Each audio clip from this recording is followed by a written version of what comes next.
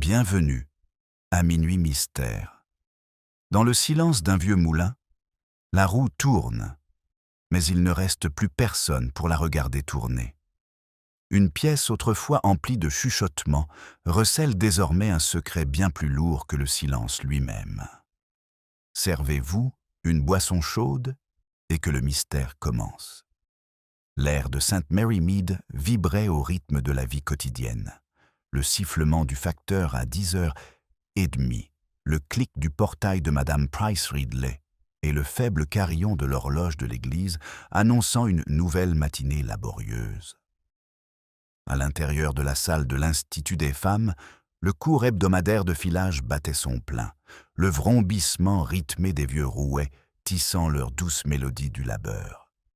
C'était, comme le disait mademoiselle Hartnell, un son qui incarnait la vertu même. Miss Marple, assise modestement près de la fenêtre, son tricot à la main, acquiesça d'un hochement de tête et d'un sourire à peine perceptible. La vertu, songea-elle, n'était souvent pas plus bruyante qu'une roue qui tourne, et parfois tout aussi circulaire. Elle venait moins pour le filage que pour le théâtre silencieux des conversations qui s'y déroulaient. L'atmosphère était empreinte de cette étrange quiétude avant la tempête trop lisse, trop docile, comme la surface calme d'un étang qui dissimule une vague prête à se former. La voix de Madame Price Ridley, précise, froide et empreinte d'une injonction morale, fut la première à la troubler. « Je dois dire, » commença-elle en serrant le fil comme pour étouffer une idée, qu'il me semble plutôt déplacé que le nouveau locataire de la grange assiste à nos réunions. Je ne veux pas être méchante, mais on entend des choses. Oh, ma chère, on entend toujours des choses, murmura mademoiselle Crampton, la sœur du vicaire, dont le visage rond affichait la sérénité d'une femme habituée au ragot. Et on les répète proprement, bien sûr. Un rire s'échappa, tel un oiseau hésitant. Miss Marple ne rit pas. Elle se contenta de remarquer le silence qui suivit le sourire triomphant de Madame Price Ridley et l'immobilité des doigts de Madame Crampton sur sa laine, comme si elle venait de se souvenir d'un péché.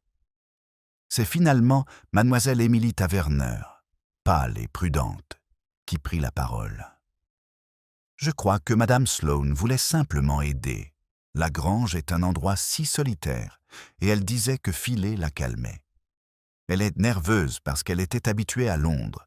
Ces gens-là amènent toujours leurs histoires, a déclaré Madame Price Ridley. Nous aurons bientôt la presse. Miss Marple baissa les yeux sur ses aiguilles, un léger sourire aux lèvres. Madame Sloane était à St. Mary Mead depuis à peine 15 jours veuve, disait-elle, originaire d'un comté du Nord. Elle était vêtue avec un raffinement, jugé trop à la mode par les habitants, et son calme était interprété comme de l'orgueil. Miss Marple y voyait plus de crainte que de hauteur. Notre tourbillonnement reprend, doux et hypnotique. La lumière de la pièce changea lorsqu'un nuage passa devant le soleil, atténuant la gaieté et la transformant en une douce attente. C'est à ce moment précis que la petite horloge au-dessus de la porte du couloir hésita entre deux tic-tac, une brève hésitation qui sembla faire taire chaque roue. « C'est drôle, » dit mademoiselle Hartnell en levant les yeux. « Comme cette horloge s'arrête toujours, juste au moment où quelqu'un parle de la mort. » Personne n'en avait parlé, pas à voix haute.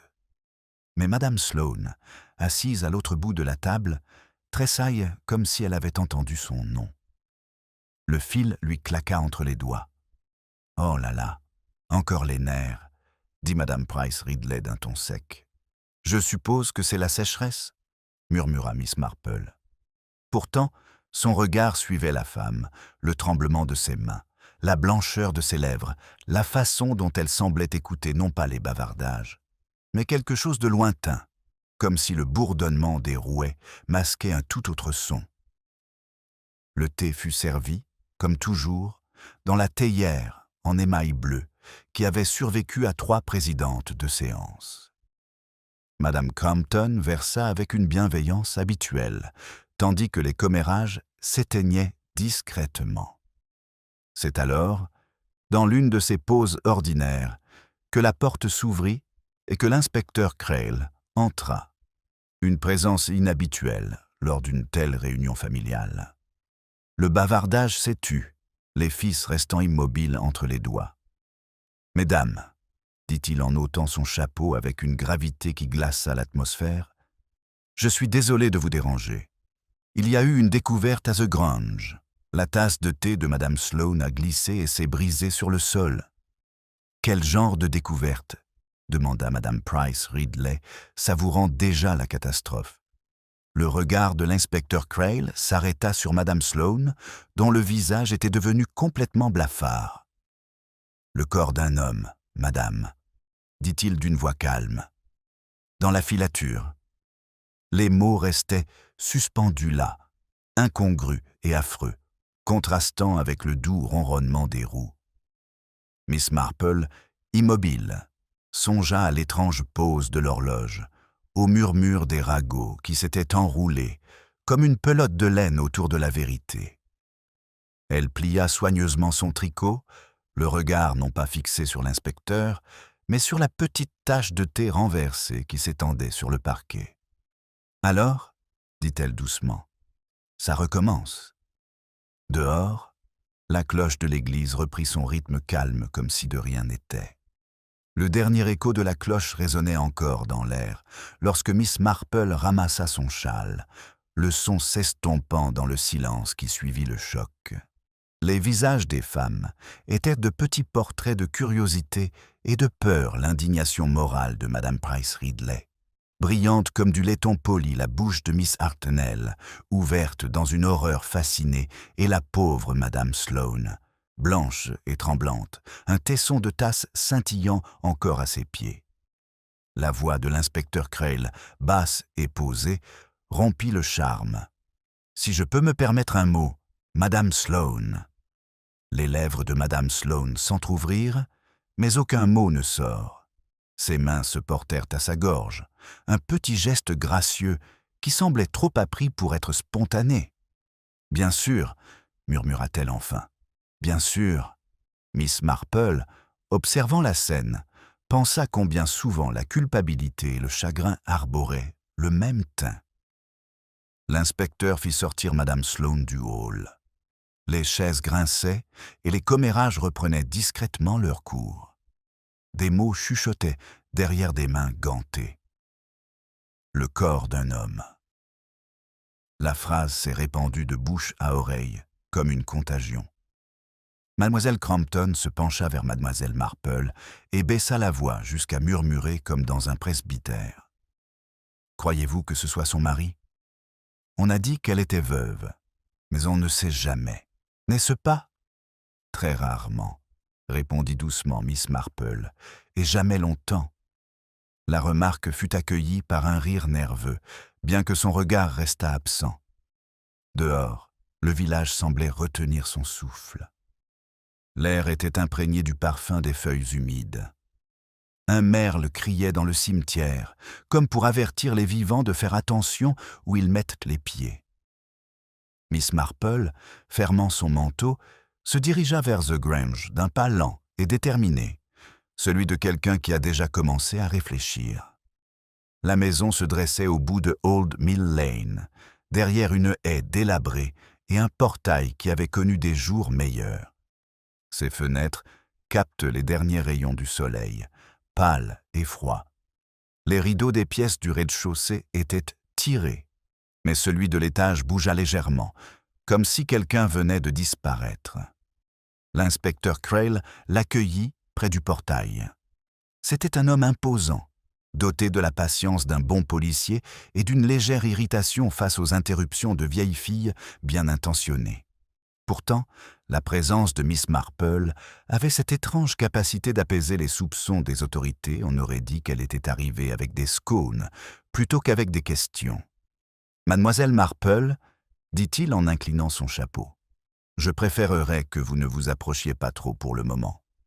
Nous prenons encore des notes. »« Oh, je n'oserais jamais s'immiscer, » dit-elle d'un ton doux, « mais on s'inquiète pour Madame Sloane. » Quelle malheureuse coïncidence pour elle de tomber sur ce pauvre monsieur. Ici, de tous les endroits. Il fronce les sourcils. Coïncidence. Tu savais qu'elle était liée à lui. Je n'ai pas dit cela, inspecteur, répondit Miss Marple avec un léger sourire. Seulement que les coïncidences sont bien plus rares qu'on ne le croit. Il grogna, sans s'engager. De là où elle se trouvait, Miss Marple pouvait apercevoir, à travers un store entr'ouvert, la faible lueur d'un rouet qui se détachait sur la poussière et dans l'ombre de l'après-midi. Un unique rayon de lumière s'y posait, comme si le temps lui-même s'était arrêté pour se souvenir. Le sergent de l'inspecteur traversa la pièce et se baissa pour ramasser un petit objet au sol, un fil de laine rouge. « C'est étrange », murmura Crail. Aucune trace d'effraction, aucune lutte, rien n'avait été dérangé. Le corps était assis sur la chaise près du rouet, comme s'il attendait que quelqu'un finisse de raconter une histoire. Miss Marple dit doucement « Certaines histoires se terminent ainsi ». Elle prit congé avant qu'il ne puisse protester davantage, le pas léger sur le chemin, le visage calme, mais intérieurement vigilant. Au détour du cimetière, elle faillit heurter la jeune Annie Gregg, la servante du presbytère, les yeux grands ouverts et pleins de détermination. « Miss Marple, on dit qu'il a été étranglé, en plein dans l'atelier de filage. Et on dit que Madame Sloane s'est évanouie sur le champ en le voyant. Ma chère, vous ne devez pas pareil. C'est toujours, répondit Miss Marple. Quelqu'un, et que quelqu'un est rarement le même deux fois. Annie hocha la tête, penaude mais curieuse. Pensez-vous qu'elle l'ait fait, madame? Miss Marple ajusta son gant. Je crois qu'elle a peur de quelque chose, mais pas forcément de ce que vous imaginez. Tandis que la jeune fille s'éloignait à la hâte, Miss Marple s'arrêta près du porche.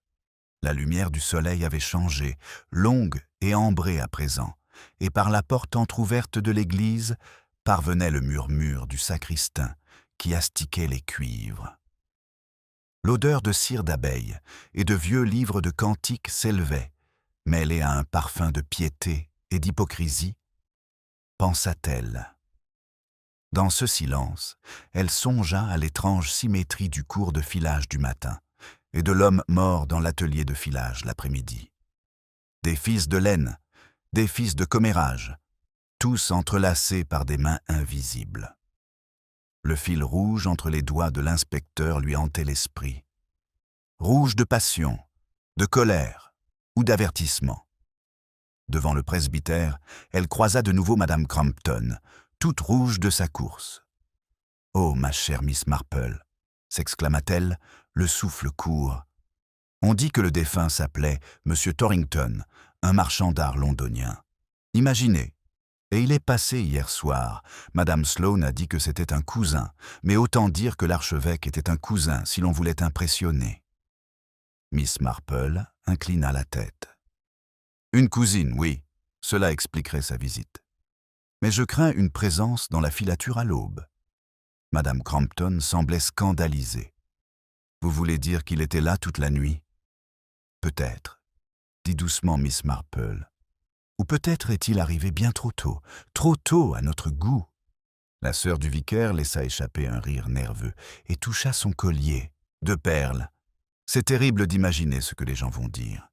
Ils disent toujours quelque chose, répondit Miss Marple. Le secret, ma chère, c'est de savoir pourquoi ils choisissent une histoire plutôt qu'une autre. Elle la laissa là, plantée là, à la regarder s'éloigner tandis que les premières lumières du soir clignotaient de l'autre côté de la ruelle.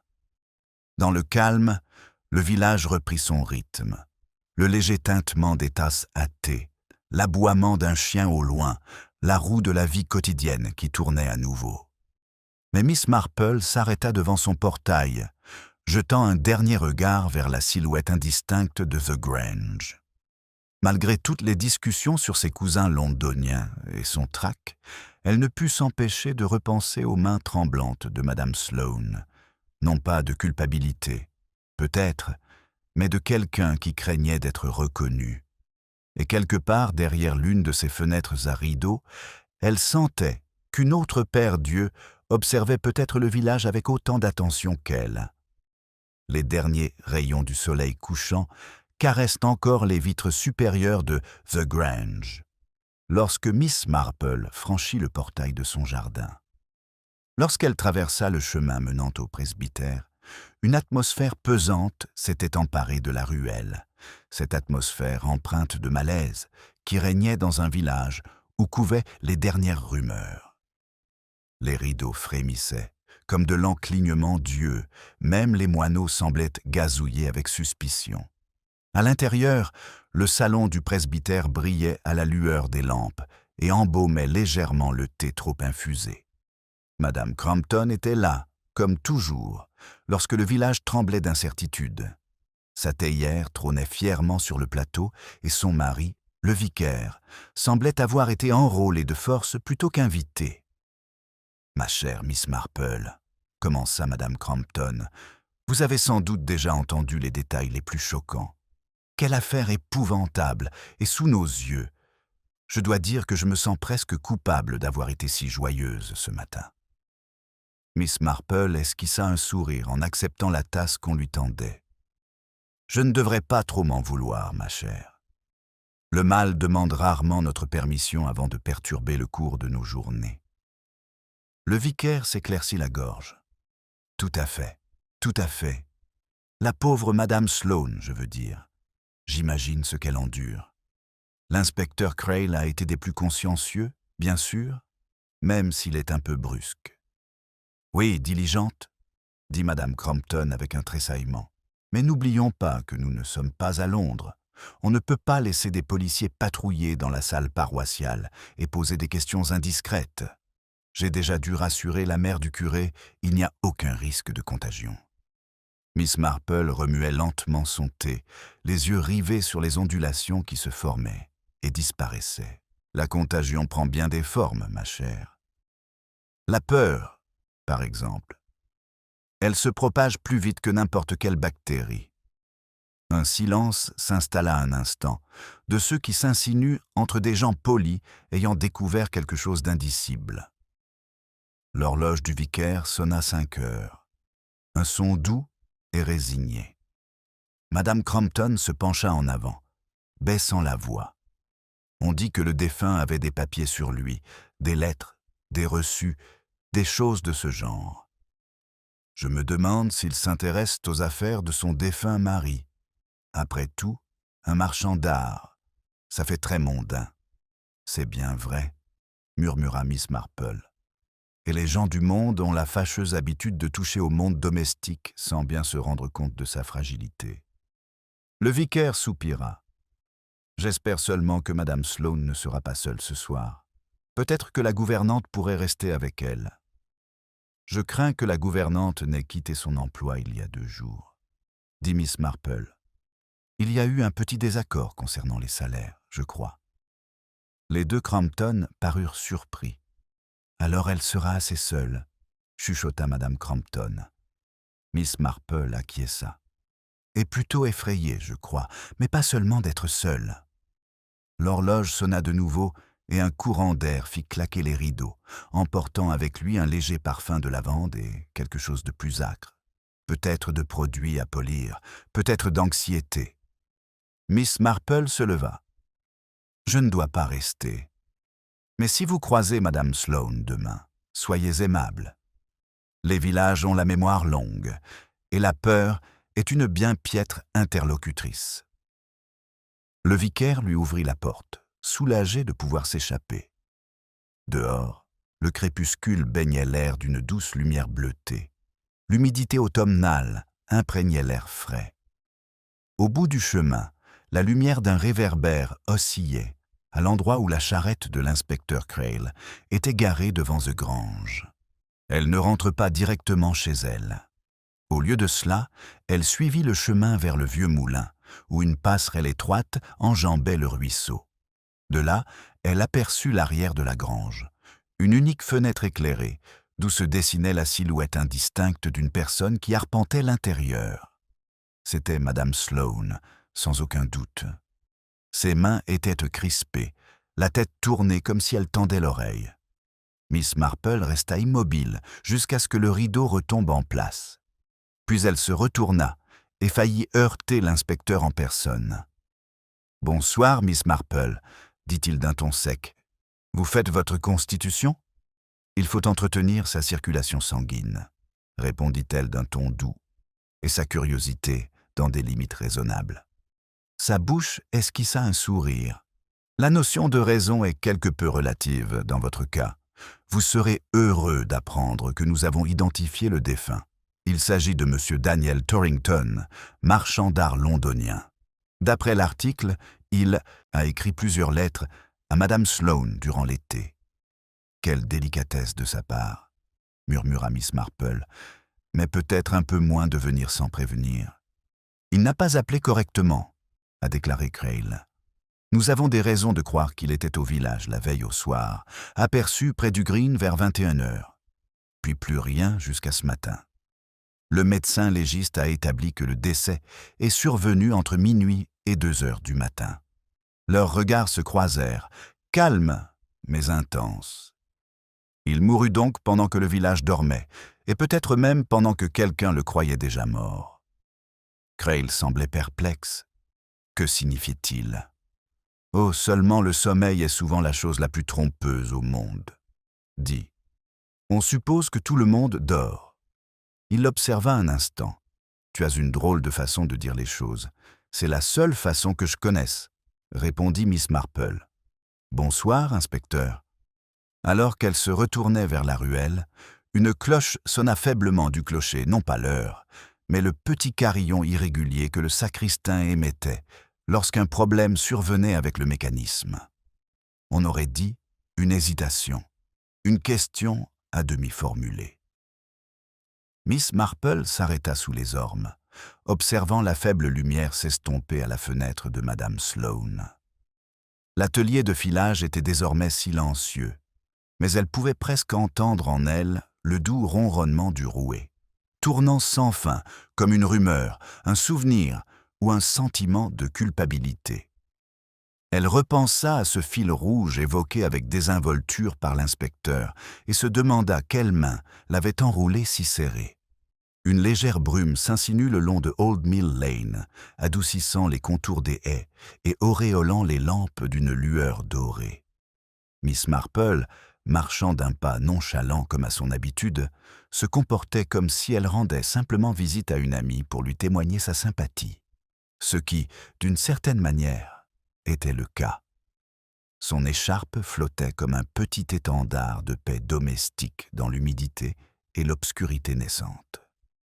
À The Grange, le portail était entr'ouvert, comme si la maison elle-même n'avait pas encore décidé si elle devait accueillir ou interdire le monde.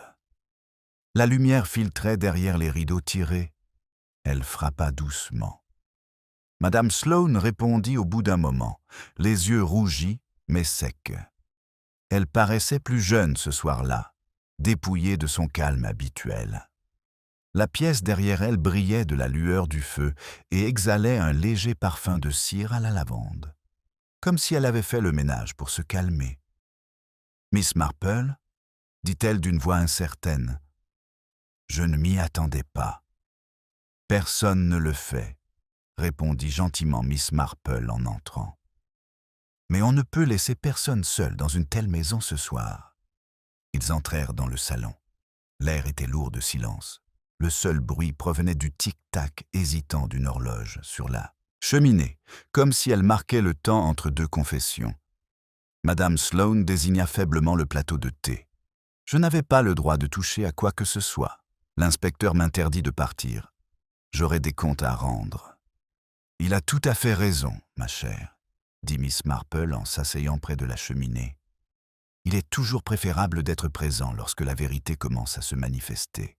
Elle a tendance à surgir là où on s'y attend le moins. » Madame Sloane laissa échapper un petit rire amer. « La vérité, vous le présentez comme quelque chose de poli.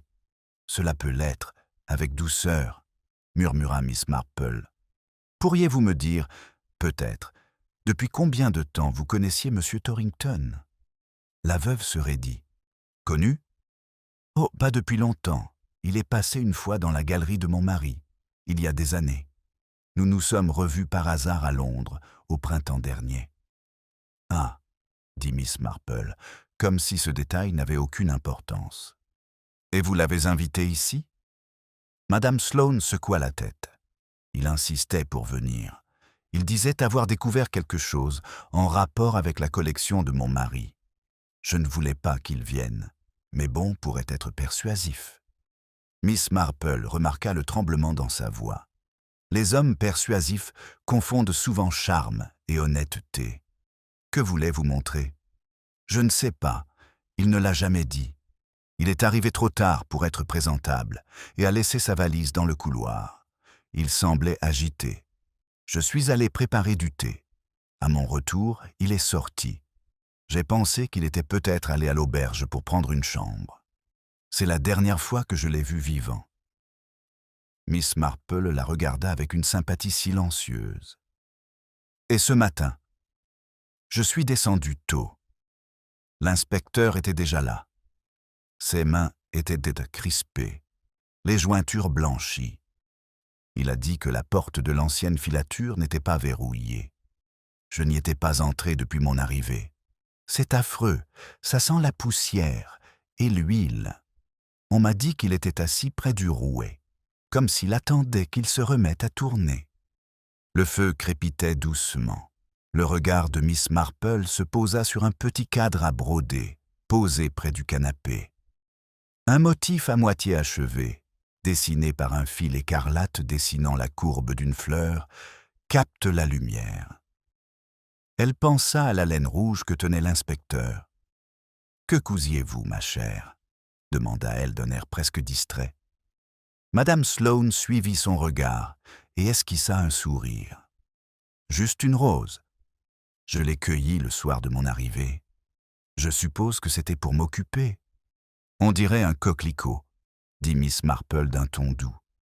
La jeune femme hésita. Peut-être. Je suppose que je n'étais pas certaine de ce que ce serait. Dehors, une calèche cahotait sur la ruelle, puis s'estompe dans le silence. L'horloge continuait de critiquer, régulier mais légèrement irrégulier, et Miss Marple reconnut cette même hésitation étrange qu'elle avait entendue plus tôt dans la salle paroissiale, cette légère pause entre les battements. « C'est une horloge étrange », dit-elle doucement. On a l'impression qu'elle écoute avant de se mettre en mouvement. Madame Sloane le regarda d'un air sévère. « Il appartenait à mon mari. Il a dit qu'il lui rappelait les moments d'attente. »« Pourquoi faire, je me demande » murmura Miss Marple.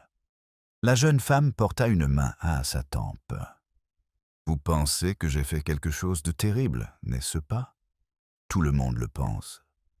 Je le vois sur leur visage. Je crois, dit doucement Miss Marple, que vous vous efforcez beaucoup d'empêcher quelque chose de s'effondrer, et de tels efforts donnent souvent une mauvaise impression. Les gens comme Mme Price Ridley, par exemple, préfèrent que leurs émotions soient bien rangées. » Madame Sloane laissa échapper un rire tremblant. Si seulement il savait à quel point la vérité est assez complexe.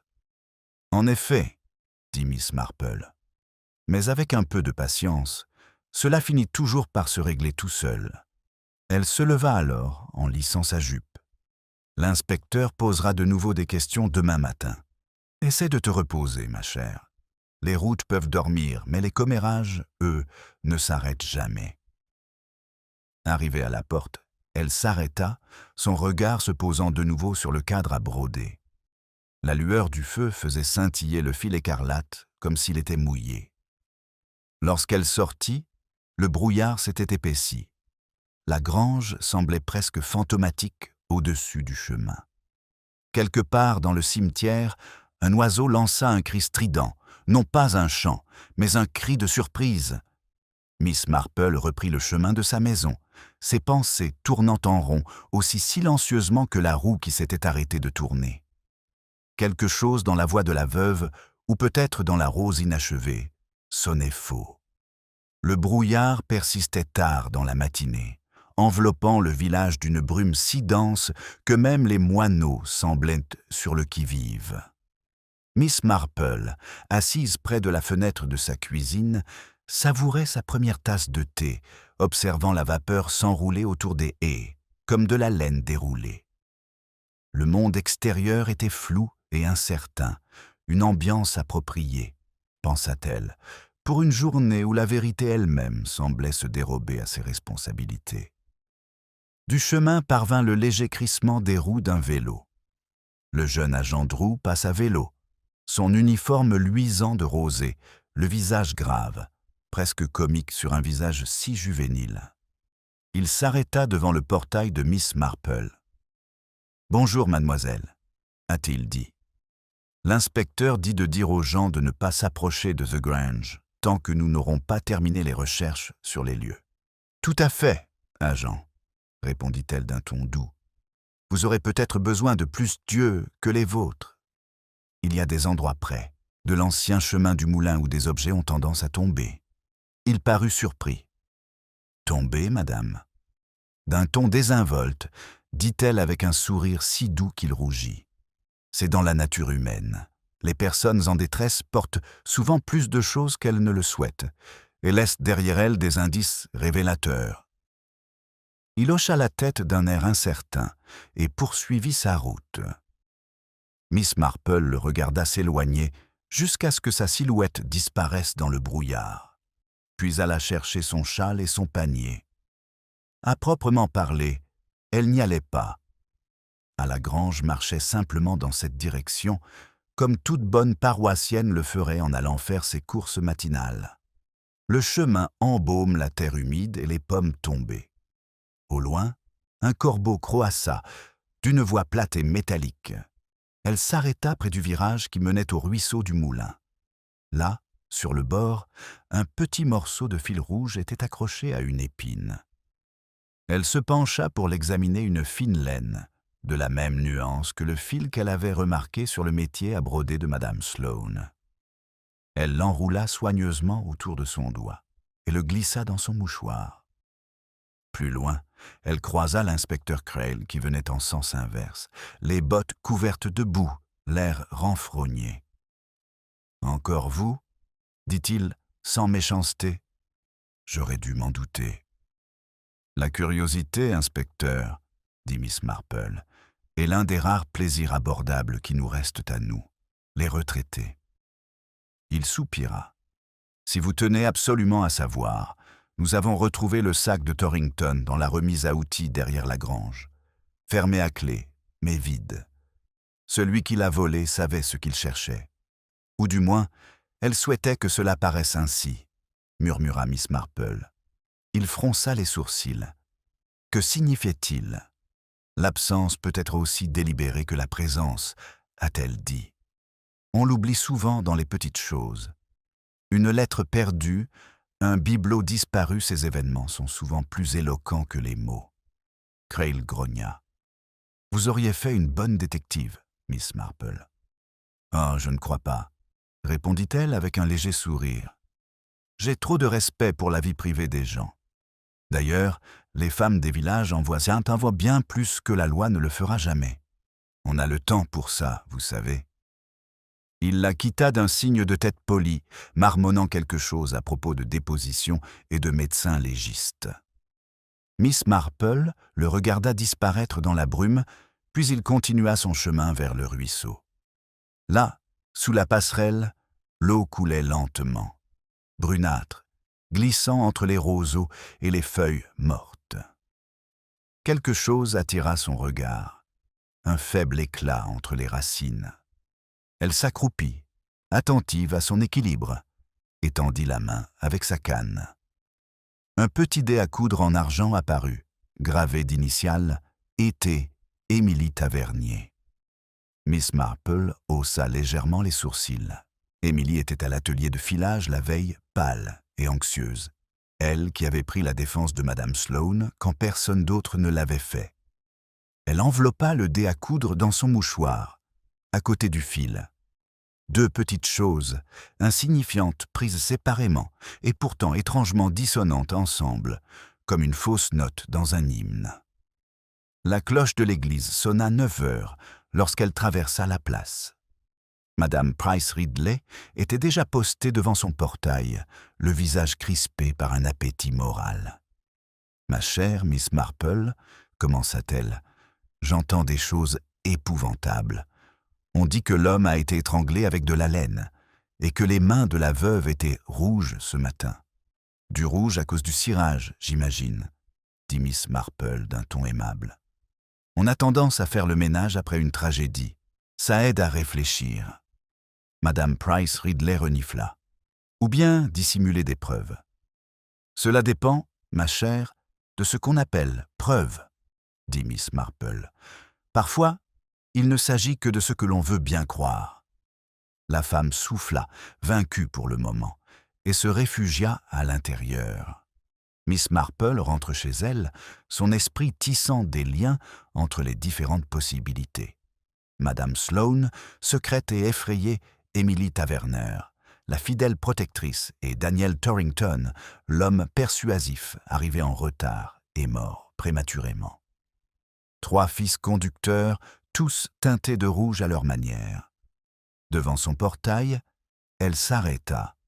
Une lettre se trouvait dans la boîte aux lettres, une enveloppe bon marché, oblitérée à Londres, avec son nom écrit d'une main penchée qu'elle ne reconnaissait pas. À l'intérieur, une simple feuille blanche. Il n'aurait jamais dû revenir. Demandez-lui ce qu'il en est du portrait dans la salle de filature. Miss Marple plie lentement le papier, le visage impassible. Au-delà de son jardin, la brume commença à se dissiper, dévoilant les toits de St. Mary Mead, qui brillaient faiblement de rosée. Elle pensait que les apparences s'éclaircissent, mais la vérité, comme le brouillard, s'épaississait souvent, juste au moment où on la croyait disparue. Elle glissa la lettre dans sa poche, se versa une tasse de thé et regarda vers la grange. Le silence qui l'entourait semblait désormais moins paisible, comme si le rouet, bien que immobilisé, attendait un dernier tour. La vapeur de la 2e tasse de thé de Miss Marple s'élevait en volute, comme une pensée qui prenait forme. Elle avait posé le billet anonyme à côté de sa soucoupe, l'encre légèrement estompée, les mots encore étrangement présents.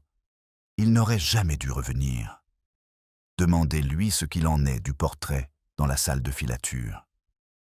C'était le genre de message qui sentait la peur déguisée en urgence, une impulsion à avouer sans se faire prendre en flagrant délit. On frappa à la porte, interrompant ses rêveries. Le son était bref mais incertain, comme si la visiteuse souhaitait à la fois être entendue et ne pas être reconnue. Elle ouvrit et découvrit Emily Taverner sur le seuil, le visage pâle comme de la mousseline écrue, les mains gantées, crispées sur un petit paquet. « Mademoiselle Marple, commença-t-elle, la voix presque brisée, je ne savais plus vers qui me tourner. Ils ont dit des choses terribles, sur Madame Sloane et sur moi. » Miss Marple s'écarta. « Vous avez donc bien fait de venir là où l'on sert du thé, ma chère. On ne réfléchit pas clairement, la tasse vide. » Elles s'installèrent dans le salon. Le paquet restait intact sur les genoux d'Émilie, elle le dévisageait sans cesse, comme s'il allait l'accuser. Dehors, la brume s'était dissipée en un léger voile argenté sur les toits, mais le village n'en paraissait pas plus lumineux. « J'y suis retournée ce matin, » dit enfin Émilie. « L'inspecteur m'a permis de récupérer quelques affaires que j'avais laissées dans le couloir. C'est horrible, cette maison. Je suis passée devant l'atelier de filage juste pour voir, et il y a un portrait au mur, derrière le rouet. Je jure que je ne l'avais jamais remarqué auparavant. » Un portrait. Le tricot de Miss Marple s'interrompit au milieu d'un rang. Oui, une femme dans un châle rouge. Son visage est à moitié dans l'ombre et le cadre est tout terni. Mais le plus frappant, c'est que ça ressemble trait pour trait à Madame Sloane. Miss Marple posa son tricot et la contempla en silence. Une ressemblance, pensez-vous, ou un reflet? Émilie frissonna. Les deux peut-être. Madame Sloane m'a dit que son défunt mari l'avait peint il y a des années. Mais elle n'a pas voulu dire qui c'était censé représenter. Elle avait l'air effrayée, comme Miss Marple. Pas honteuse, juste effrayée. Certains souvenirs font plus peur que la culpabilité, dit doucement Miss Marple. En avez-vous parlé à l'inspecteur Crail? Emily hésita. J'ai essayé. Il a seulement dit que les portraits ne peuvent pas tuer des gens. Miss Marple esquissa un sourire. C'est vrai, mais il leur arrive de surveiller de très près. Emily baissa les yeux. Il y a autre chose. En sortant, j'ai trouvé ça dehors, près de la haie. Elle déballa le paquet avec précaution. À l'intérieur se trouvait un petit carnet à croquis, la couverture gonflée par l'humidité. Il a dû tomber par la fenêtre. Il est plein de dessins. J'ai pensé que je devrais peut-être te l'apporter avant que quelqu'un d'autre ne le voie. Miss Marple tourna lentement les pages. Des portraits au crayon, dessinés par des mains rapides et sensibles, ornaient les pages. Quelques-uns représentaient des paysages, mais la plupart étaient des visages de femmes, doux, fatigués, sans défense. Et parmi eux, le dernier était une étude de Madame Sloane, reconnaissable entre mille, même au fusain. Son regard, dans l'esquisse, était plus doux qu'en réalité, presque suppliant. Une légère marque maculait le coin inférieur, une tache rougeâtre qui pouvait être de la rouille, ou quelque chose de plus sombre. Miss Marple referma doucement le livre. « Vous avez bien fait, ma chère. Les croquis sont comme des lettres qu'on oublie parfois d'envoyer, ils en révèlent trop. » Emily la regarda, les yeux écarquillés. « Tu crois que M. Torrington est venu pour ça? Les dessins? Il serait imprudent de tirer des conclusions hâtives, » répondit Miss Marple. « Mais peut-être est-il venu récupérer ce qui lui avait appartenu, ou ce qu'il estimait devoir lui appartenir. » Ils restèrent un instant silencieux, le tic-tac de l'horloge morcelant le temps en petits segments raisonnables. Puis, Émilie reprit la parole, d'une voix à peine audible. « Tu ne crois pas qu'elle l'ait tué, n'est-ce pas ?» Miss Marple laissa échapper un léger soupir. Croire est un luxe dangereux à ce stade. Mais je dirais simplement que l'on tue rarement ceux qui nous effraient le plus. On est trop occupé à se faire discret. Émilie se leva alors, visiblement plus assurée, et prit congé. Arrivée au portail, elle se retourna. « Pensez-vous que je devrais retourner à la filature demain? Ils s'y attendront. »« Oh, oui, » dit Miss Marple, « et portez quelque chose de gai. Cela fait des merveilles pour le moral des autres. » Une fois la jeune fille partie, Miss Marple resta longtemps assise, son carnet de croquis ouvert sur les genoux. Ses doigts traçaient le profil de Madame Sloane au fusain, l'inclinaison du menton, le doux pli des lèvres, puis la légère ombre en arrière-plan.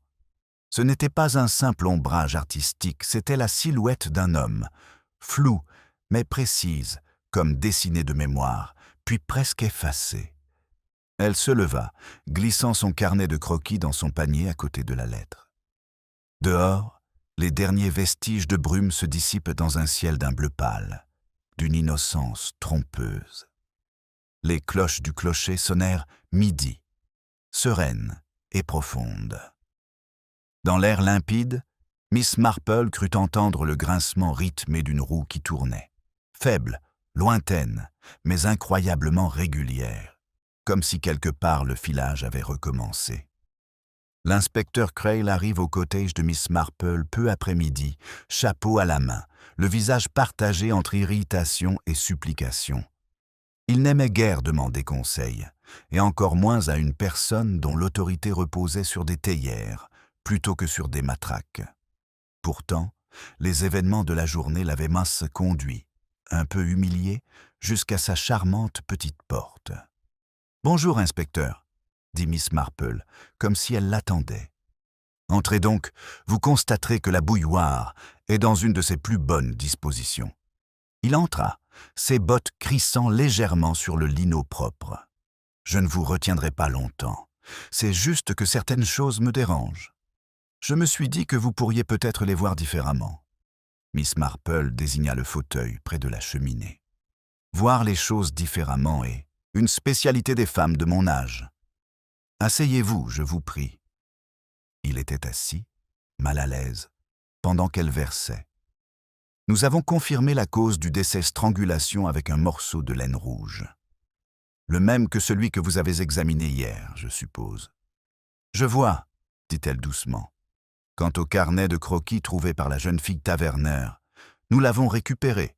Il appartenait apparemment au défunt. Torrington était un peintre amateur qui avait collaboré avec le défunt mari de Madame Sloane il y a quelques années. Il semblerait qu'il y ait eu des tensions et un désaccord au sujet d'une commande de portrait. Une vieille histoire, certes, mais peut-être pas si ancienne qu'il n'y paraît. Miss Marple lui tendit sa tasse. Les tempéraments artistiques restent rarement longtemps en paix, inspecteur. Ils se querellent à la peinture et se réconcilient au vernis. Il sourit malgré lui. Vous avez le don de la formule, Miss Marple. Ce qui est étrange, c'est que les empreintes de Torrington ont été retrouvées sur le cadre de ce portrait dans l'atelier de filage. Celle de Madame Sloane aussi, mais aucune sur la chaise où il est mort. Cela ne vous paraît-il pas bizarre? C'est possible, dit-elle d'un ton doux, si l'on suppose qu'il est mort là où on l'a trouvé. Il cligna des yeux. Vous voulez dire qu'il aurait pu être déplacé? Déplacé, rangé, ajusté, peu importe le terme qui apaise la conscience, dit Miss Marple.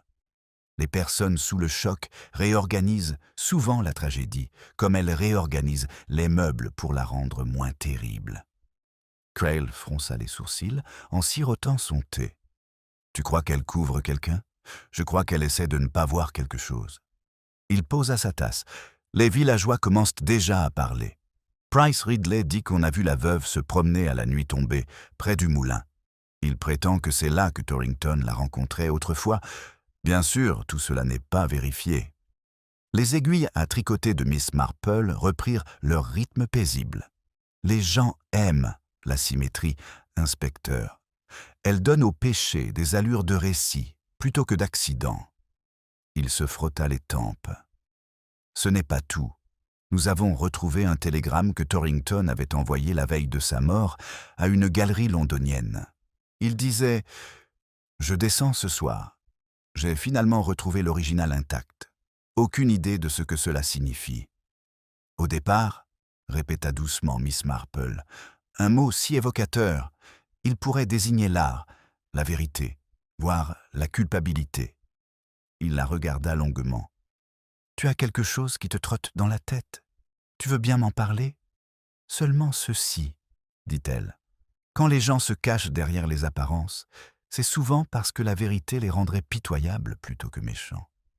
J'aimerais savoir, par exemple, pourquoi la pauvre Miss Taverner porte des gants même pour filer, et pourquoi la veuve brode une rose qu'elle prétend ne pas être une rose. Crail fronça les sourcils. « Tu crois que la fille est impliquée là-dedans? » « Je crois qu'elle a touché le même fil, peut-être sans le savoir. Il ne faut jamais sous-estimer la tendresse qui unit une jeune femme à ses idéaux.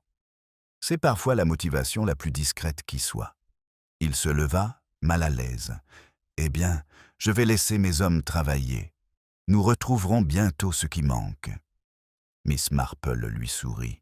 « Assurez-vous de le savoir, il manque à l'appel lorsque vous le trouvez. » Après son départ, elle resta assise un instant, écoutant le faible tic-tac de l'horloge, non pas la sienne cette fois, mais l'écho d'un autre rythme hésitant. Elle fouilla dans son panier et en sortit le morceau de fil rouge trouvé sur la haie. En le tenant à la lumière, elle vit qu'il était effiloché à une extrémité, comme déchiré plutôt que coupé. On l'a fait sursauter en frappant à la grille. C'était le sacristain de Sainte-Marie, chapeau à la main, l'air contrit. « Excusez-moi, mademoiselle Marple, l'inspecteur a dit que vous pourriez être de notre aide. Nous avons trouvé quelque chose d'étrange dans le placard de la sacristie. Il semble que cela provienne de The Grange. Un petit tableau enveloppé dans un tissu. » Ses yeux s'illuminèrent légèrement. « Comme c'est curieux, monsieur Peters. Allons voir. » Ils marchèrent ensemble dans l'allée, le soleil de l'après-midi peinant à percer les nuages. La sacristie embaumait le vieux bois et le cirage du laiton. Sur la table reposait un paquet qu'on déballa pour révéler une petite peinture à l'huile représentant la même femme au châle rouge. Mais ici, le visage était pleinement éclairé, serein, indubitablement celui de Madame Sloane. Et dans le coin inférieur, signé à peine visible sous le vernis, figuraient les initiales Point DT. Miss Marple trouva ce moment interminable. « Alors, murmura-t-elle, l'original n'a jamais été détruit. » Peters semblait perplexe. « Pardon ? Rien, ma chère. Simplement que le passé a la fâcheuse habitude de conserver des copies. » Elle se tourna vers la porte ouverte de l'église, où la lumière déclinante projetait d'étroits rayons sur les bancs. Dans la symétrie de cette scène, entre ombre, secret et ce roulement silencieux, elle eut l'impression que la roue se remettait à tourner, plus vite cette fois. La lumière filtrait à travers les fenêtres de la sacristie, capturant les particules de poussière dans un or tremblant. Miss Marple se tenait devant le tableau, les mains gantées soigneusement jointes, un léger sourire contemplatif effleurant ses lèvres. Est une faible lueur sous le vernis, comme un écho venu d'outre-tombe. L'inspecteur Crail entra quelques instants plus tard, le bruit de ses bottes détonnant dans le silence respectueux. « Alors, c'est ici qu'il a fini, » dit-il. « Notre portrait disparu. » « Ou là où tout a commencé, » répondit Miss Marple. Il fronça les sourcils. « Vous voulez dire que Torrington l'a caché ici ?» Elle inclina la tête vers le sacristain, qui attendait près de la porte, son chapeau entre les mains. « Monsieur Peters l'a trouvé enfermé dans le placard ce matin. Il m'a dit que l'autre clé appartenait au marguillier. » Crail fronça les sourcils. Ce devait être l'oncle de mademoiselle Taverner. « En effet, » dit Miss Marple. « Un homme tout à fait respectable, bien que la respectabilité, comme je le pense souvent, ne soit qu'un rideau bien utile. » Crail s'approcha de la table et examina attentivement le tableau. « Bien exécuté, » murmura-t-il. « Et c'est bien elle, Madame Sloane. Mais ce tableau date d'il y a des années, dites-vous. »« Je l'imagine, » dit doucement Miss Marple. On le voit au trait du pinceau et à l'expression de la femme. Ce n'est pas le visage d'une veuve, c'est le visage de quelqu'un qui attend d'être vu. L'inspecteur lui lança un regard perçant. « Vous croyez qu'il y avait plus entre eux que Torrington et Madame Sloane ? Comme je l'ai déjà dit, la croyance est une dangereuse illusion. Mais il me semble qu'il a peut-être peint ce qu'il aimait, puis qu'on l'a forcé à l'oublier. » Crail se pencha plus près du cadre. Les bords sont nets, sans poussière. Quelqu'un l'a manipulé récemment. Peut-être pour le cacher. Ou pour le redécouvrir, murmura Miss Marple. Il écrivit qu'il avait retrouvé l'original. On se demande s'il parlait de la toile ou de la femme. L'inspecteur siffla discrètement. Il retourna donc à St. Mary Mead, trouva le tableau et menaça peut-être d'en révéler la signification. Paniquée, elle le tua et cacha le tableau. C'était aussi simple que ça. Simple, oui, dit Miss Marple, et donc faux. La vie se comporte rarement de façon aussi ordonnée. Il laissa échapper un cri de frustration. Alors qui d'autre avait une raison de le faire taire? Elle leva les yeux vers les rayons de lumière qui sortaient du sol. À qui profite le silence, inspecteur? Souvent, à celui qui ne supporte pas d'entendre ce qui pourrait être dit à voix haute. Son regard se porta sur le cimetière, au-delà de la fenêtre des rangées de pierres bien alignées, chacune feignant la paix. Crail suivit son regard.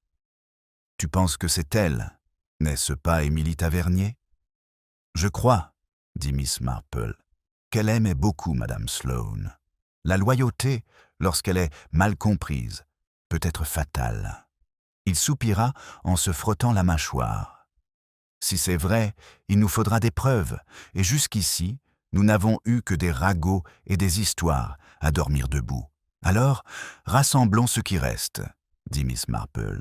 « La vérité, comme un fil, doit être tissée à partir de ce qui nous reste, et non de ce qui a été perdu. » Elle effleura le cadre du bout des doigts, suivant une légère arête près du bord.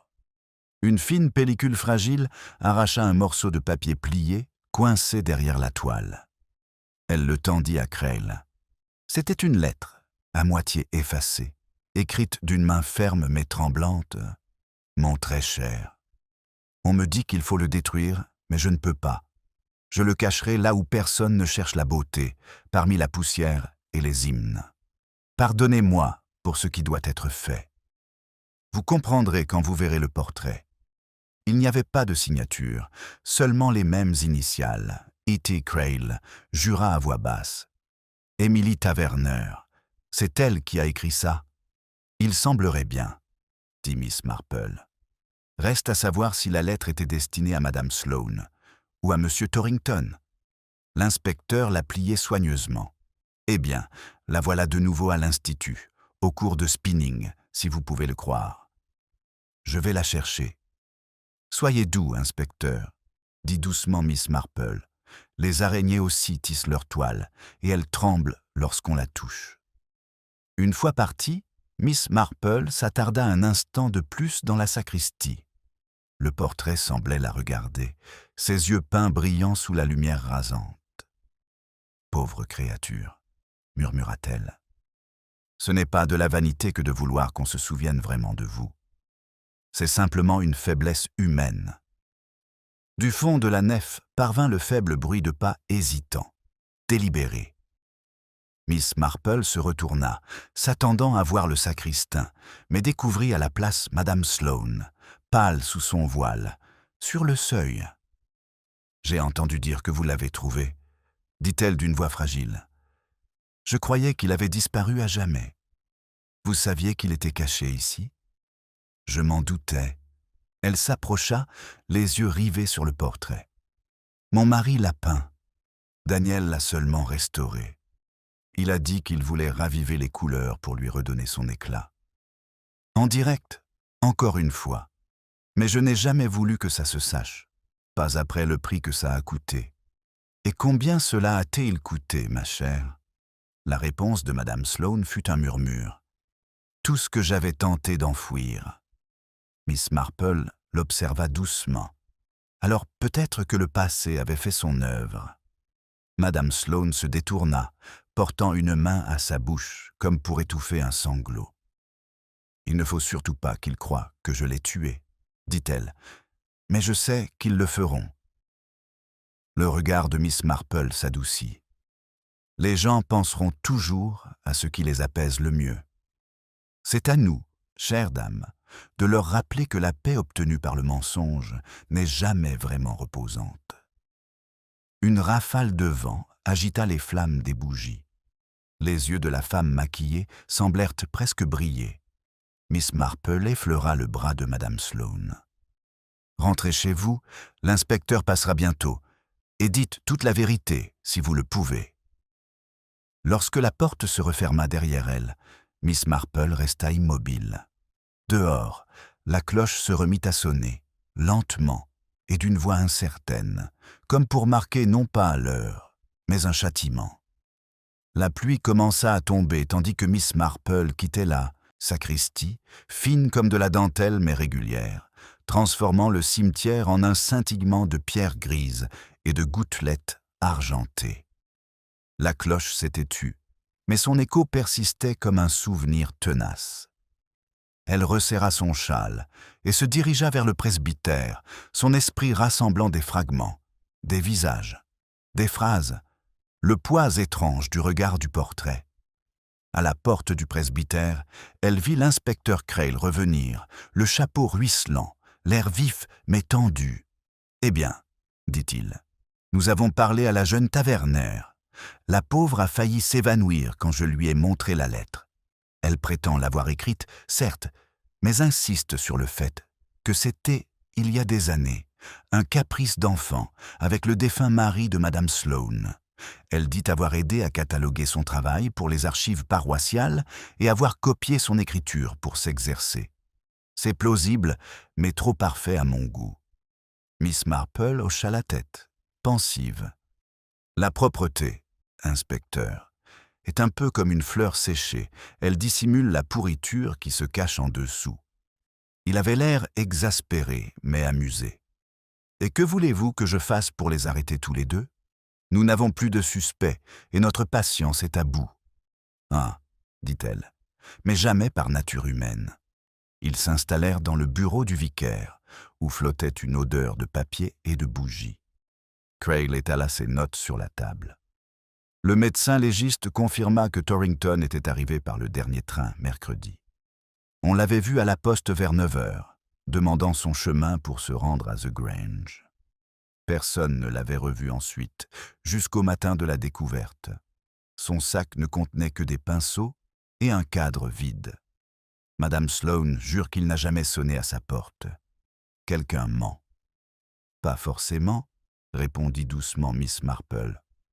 Parfois, les gens disent la vérité dans le désordre. Crail fronça les sourcils. Que signifiait-il? Autrement dit, expliqua-t-elle, elle ne l'avait peut-être pas vu vivant à la porte, mais elle aurait pu le revoir plus tard, lorsque les mots n'étaient plus possibles. Il gémit doucement. Tu aimes bien compliquer les choses, aussi compliquées que la vie se doit de l'être. Le vicaire entra alors, agité et tenant un parapluie humide. Inspecteur, il y a quelque chose que vous devriez voir. Un des enfants de chœur l'a apporté, trouvé près du chemin du moulin. Il tendit un petit objet enveloppé dans une toile cirée. À l'intérieur se trouvait un fuseau en bois, dont la laine était encore légèrement roussie, l'extrémité tachée de noir. Le visage de Crail se durcit. Bon, ça le confirme. L'arme. Miss Marple a examiné attentivement. Peut-être. Mais remarquez que la laine n'a pas la même texture que le fil de la Seine. Celle-ci est plus grossière, moins fine, plus semblable à celle qu'on utiliserait pour enseigner aux débutants. Vous voulez dire depuis la salle d'un paroissial. En effet, là où la jeune mademoiselle Taverner aide aux tables de filage. Le visage de Crail s'assombrit. Si elle a déplacé l'arme, c'est une destruction de preuves. Elle pourrait être coupable. Ou la loyauté, murmura Miss Marple. Il faut toujours faire la distinction entre les deux avant de condamner l'une ou l'autre. L'inspecteur empocha la broche d'un air sombre. Je l'interrogerai à nouveau.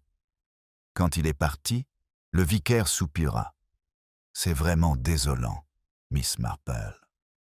Pauvre Madame Sloane, pauvre Émilie, et dire que tout cela a commencé par une simple réunion de filage.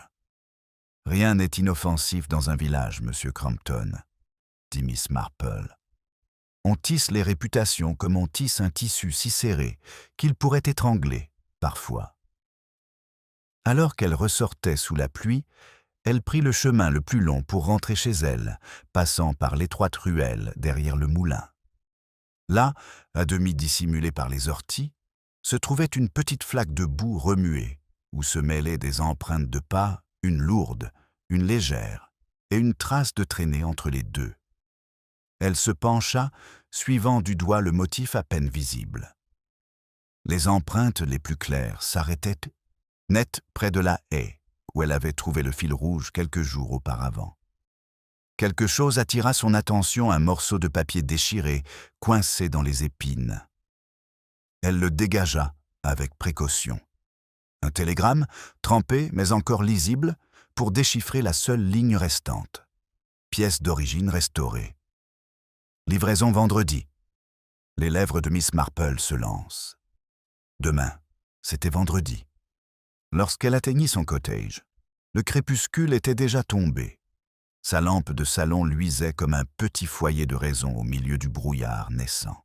Elle posa le télégramme à côté du carnet de croquis, du fil et du dé à coudre, ce petit musée de folie et de peur qu'elle avait constitué sans le vouloir. Le souvenir du portrait persistait dans son esprit, la femme au châle rouge, à demi dans l'ombre, peinte avec une tendresse qui ne pouvait naître que de l'intimité. Pourtant, la signature d'été ne s'est pas contentée de revendiquer la paternité de l'œuvre. Il en a déclaré la possession.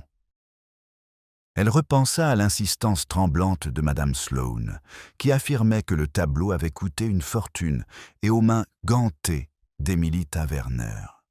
Une chaîne de silence, peut-être, forgée par l'affection et la pitié plutôt que par la malice. Un léger bruit interrompit sa rêverie, mêlé au grincement de son portail.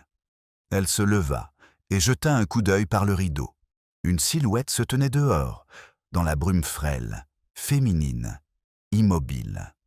Puis on frappa doucement à la porte. Quand Miss Marple ouvrit la porte, Emily Taverner se tenait là, trempée et tremblante. « Je n'en peux plus, » dit-elle d'une voix à peine audible. « Ils découvriront tout si je ne dis rien. » Mais ce n'était pas un meurtre, pas comme ils le croient. Miss Marple l'attira doucement à l'intérieur, la pluie ruisselant de ses gants sur le tapis comme des gouttes de sang. « Alors, vous devez la raconter correctement, ma chère, » dit-elle, « avant que l'histoire ne se termine sans vous. » Émilie leva les yeux brillants d'effroi. Il n'était pas censé mourir là. Nous voulions seulement lui faire peur. L'horloge sur la cheminée fit tic-tac une fois, long et creux, tandis que Miss Marple attendait la suite. La lumière de la lampe vacillait légèrement sous le courant d'air qui s'engouffrait par la porte entr'ouverte, projetant de doux scintillements sur les murs du salon de Miss Marple. Emily Taverner, recroquevillée au bord du fauteuil, était trempée jusqu'aux os, ses gants collant à ses mains. Ses yeux, grands ouverts et fiévreux, passaient de l'horloge de la cheminée à la présence calme et sereine de Miss Marple, comme si elle cherchait la permission de parler, redoutant le son de sa propre voix. « Ça n'aurait pas dû arriver, » murmura-t-elle. « On voulait juste lui faire peur, le faire partir avant que Madame Sloane ne fasse une bêtise. Je me suis dit que s'il la voyait, toute l'histoire éclatera au grand jour, comme il l'avait dépeinte il y a des années. Comment il avait manipulé les gens. Elle aurait tout perdu. » Miss Marple versa du thé chaud dans une tasse et la porta doucement vers elle. « Et vous pensiez donc que la peur pouvait accomplir ce que la vérité ne pouvait pas ?» Émilie hocha la tête d'un air misérable. Il s'était moqué de moi quand je l'avais croisé près du moulin. Il disait que les femmes des villages étaient des naïves sentimentales. J'avais pris le fuseau du hall juste pour lui faire un signe, rien de plus. Il m'attrapa le poignet, je me débattis, et il tomba, se cognant la tête contre la pierre du pont. Un silence de mort s'installa. Je crus qu'il s'était simplement évanoui. Ses mots s'interrompirent. Le tic-tac de l'horloge rompit le silence. J'ai couru vers Madame Sloane, poursuivit-elle précipitamment. Elle attendait à la maison. Quand elle l'a vue, elle s'est rendue compte qu'elle avait dit qu'on ne devait le dire à personne. Personne ne me croirait, que ça nous ruinerait tous les deux. Elle l'a traîné elle-même dans l'atelier de filage. J'ai voulu l'en empêcher, mais elle a dit qu'il fallait que ça ait l'air qu'il était venu la chercher, seule. Elle a noué la laine autour de son cou pour que ça paraisse intentionnel. Le tricot de Miss Marple reposait tranquillement sur ses genoux. Son regard était tendre, sans jugement. Et elle pensait que cela vous protégerait. Elle m'a dit qu'elle me devait bien ça, murmura Emily. Son mari, M. Sloane, était au courant pour le portrait. Il savait qu'elle avait posé pour Torrington avant leur mariage et il ne le lui a jamais pardonné. Elle m'a dit un jour que dans les foyers respectables, l'amour devait être aplati, sinon il froissait les rideaux. Quand Torrington est revenu, c'était comme si tous ses plis étaient réapparus. Miss Marple se leva et se dirigea vers l'autre. Que comptait-elle faire du portrait? Cachez-le, comme la dernière fois. Je l'ai aidé à la porter à l'église ce soir-là. Mon oncle garde les clés de la sacristie que j'ai subtilisées sur son bureau. Nous avons enfermé le tableau là-bas avant l'aube. Et la lettre que vous avez laissée derrière la toile. Émilie rougit, une rougeur remontant à sa pâleur. C'était il y a des années. Je l'avais écrit pour le mari de Madame Sloane. Je voulais qu'il comprenne qu'elle n'avait pas voulu lui faire croire que l'art n'était pas un péché. Mais il ne l'a jamais trouvé. Miss Marple contempla un instant le feu, les braises palpitant comme des cœurs paisibles. Vous avez porté fidèlement les erreurs des autres, ma chère. C'est une forme de dévouement exigeante. La jeune fille laissa échapper un rire brisé. Tu ressembles à ma mère. Elle disait toujours que les bonnes intentions sont les meilleures pierres pour construire. Oui, acquiesça doucement Miss Marple. Mais cela dépend de la direction que prend la route. Dehors, la pluie ruisselait sur les vitres. Au loin, une calèche passa en cahotant sur la route principale. Peut-être l'inspecteur revenait de l'auberge. Émilie se redressa brusquement, prise de panique. « Vous ne le laisserez pas l'arrêter, n'est-ce pas ?» Madame Sloane n'a fait que me protéger. Miss Marple se retourna, le visage impassible. Elle a fait ce que sa conscience lui permettait. La loi doit décider avec quelle clémence elle doit juger cela. Mais la vérité a sa propre miséricorde, Miss Taverner. Elle met fin au tourbillon, vous comprenez? La roue s'arrête, enfin. On frappa fermement, d'un ton officiel. La jeune fille tressaille. Miss Marple alla ouvrir. L'inspecteur Crail se tenait là, trempé par la pluie, le visage grave. « Bonsoir, Miss Marple. Vous aviez dit que vous préviendrez la jeune fille si elle se présentait. »« Elle est là, » dit doucement Miss Marple. « Vous feriez mieux d'entrer. » Crail franchit le seuil, les yeux plissés en observant la posture d'Émilie, l'épuisement, la culpabilité trop profonde pour être dissimulée. « Vous avez quelque chose à me dire, mademoiselle Taverner ?» Émilie regarda Miss Marple, impuissante, qui lui fit un léger signe de tête rassurant. « Racontez exactement ce qui s'est passé, » dit-elle. « Mais commencez, s'il vous plaît. Pourquoi ?» La jeune fille prit une inspiration tremblante et reprit, plus lentement cette fois, sa voix dépouillée de toute émotion. Crail écouta sans l'interrompre, ne prenant que quelques notes de temps à autre. Lorsqu'elle eut terminé, le silence qui régnait dans la pièce était étrangement paisible, comme si la confession elle-même avait dissipé les tensions. L'inspecteur prit enfin la parole. Un accident suivi d'une dissimulation. Difficile de parler de meurtre, de sang-froid. Le médecin légiste éclaircira le reste. Il regarda Miss Marple. « J'imagine que vous en connaissez déjà la moitié. »« Je soupçonnais le motif, pas la couleur, » dit-elle, une pointe de lassitude adoucissant sa voix. Ce sont toujours les nuances qui révèlent la vérité. Il hocha la tête, presque avec respect. Vous nous avez épargné à tous les deux une semaine de fausses suppositions. Une fois la jeune fille partie, entre le gendarme et la compassion, Miss Marple regagna son fauteuil. Le feu était faible, mais elle ne bougea pas pour l'alimenter. Son regard se posa sur les chevaux de laine rouge qui reposaient sur son panier à ouvrage, contrastant vivement avec le lin pâle. Elle l'enroula lentement autour de ses doigts, lissant chaque spire jusqu'à ce qu'elle soit bien plate. Dehors, la pluie s'était muée en une légère bruine. La roue du monde, pensait-elle, avait repris son cours paisible, rythmé par les conversations et les commérages du quotidien. Pourtant, comme toujours, la fragilité humaine demeurait intacte. Au moment où le fil fut serré une dernière fois, elle ressentit une légère douleur, non pas un jugement, et le posa soigneusement de côté. Le feu s'était éteint, ne laissant que de faibles volutes de fumée s'échapper des braises, lorsque Miss Marple se leva enfin. La soirée s'était rafraîchie, d'une fraîcheur immobile et pesante, qui semblait retenir le souffle du village. Elle s'approcha de la fenêtre et entr'ouvrit le rideau. La ruelle était déserte à présent, hormis le pâle reflet du lampadaire qui scintillait sur les pavés humides. Quelque part, derrière la haie, un engoulevent lança 3 chants mesurés, comme le souvenir d'un événement presque oublié. Elle resta là un long moment, moins absorbée par ses pensées que par l'écoute du silence, du faible écho des voix déjà éteintes.